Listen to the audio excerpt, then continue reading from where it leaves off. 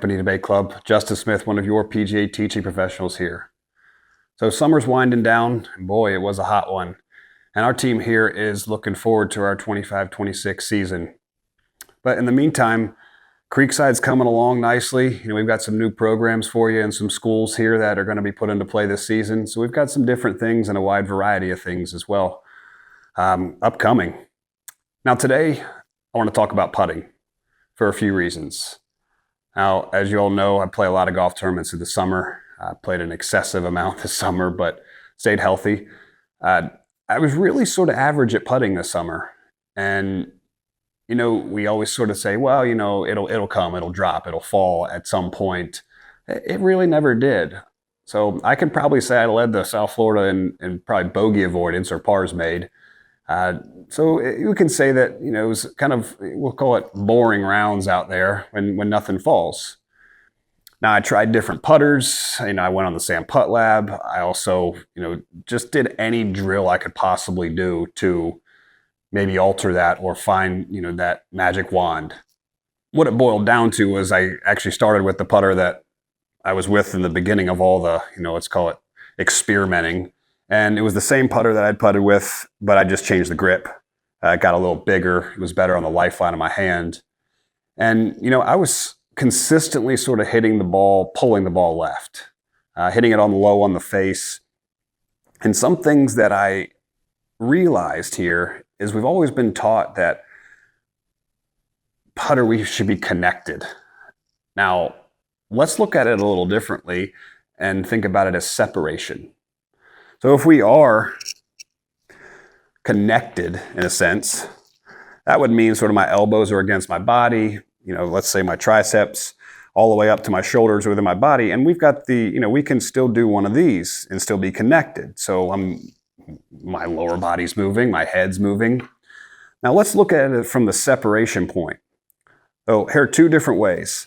Now, one, if you want to be a good putter, should be able to separate your shoulders, arms, and hands from your lower body. So if you can take some practice strokes and feel as if that your lower body or legs are very still here, you're going to get a look that looks similar to this. Now, second would be, can you do the same thing with your hands, arms, and shoulders and keep your neck and head still? It's going to look a little similar there. So all of a sudden, when that happens, your head might kind of reverse back a little bit, sort of counter rotate on that. So the head is actually stable, it's not still. There's a difference there.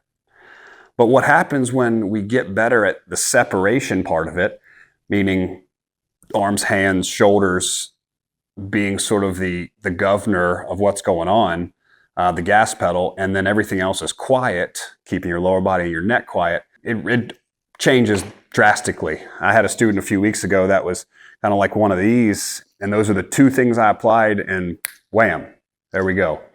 So I've talked about non-negotiables, the head's still, but now it's stable. So I've sort of changed my outlook on that, if you will, and putting became a little bit more simple for me. This game's not easy, but we're trying to make it more simple. But there are a lot of other variables that go into this, but simply just for putting, that's what I've seen help a lot of golfers is that separation sort of feel there. I've got up here on the board, I don't know if you're able to see it too great from there, but it just says making a putt demands golfers to develop the following. And the four topics are read, speed, aim, and line. Now, I think we all know what these are, read, speed, aim, and line. But as I put here, most important is the read. Why? Because a misread requires compensations in the three other skills and stroke. The stroke is actually sort of the easiest thing or most simple thing to correct. If your setup is wrong and we don't get separation, then the stroke gets messed up. So I want you to sort of ponder about these things that I wrote up here, but also be open-minded of what I just mentioned with the separation part of it, and I guarantee you it'll help you with your game.